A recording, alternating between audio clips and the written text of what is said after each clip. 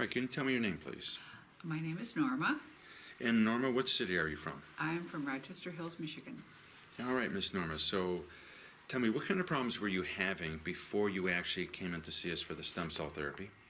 I was in 24-hour-a-day knee pain, and it was greatly inhibiting my activity. I was becoming a couch potato, gaining weight. I didn't want to vacuum. I didn't want to go to the store even or go shopping because my knees were in pain all the time. So it was both of them? Yes. No, had you seen some people before you came in here? I had surgery on my right knee probably 5 or 6 years ago. Okay, how'd that work out for a you? meniscus tear. Mm-hmm. It was somewhat successful. Okay. But was still having pain with the knees. I've been using orthotics in my shoes for years to keep my knees in line right, but that wasn't fixing the problem either. Okay.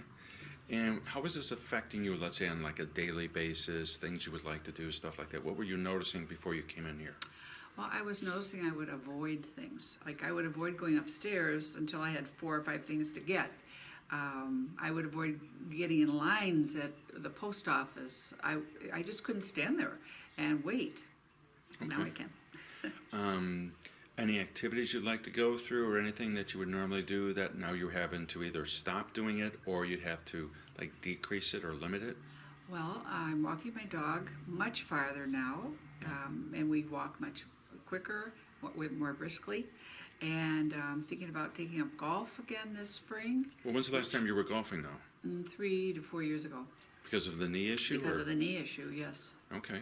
And so you said you're walking the dog longer. What other things can you do at home?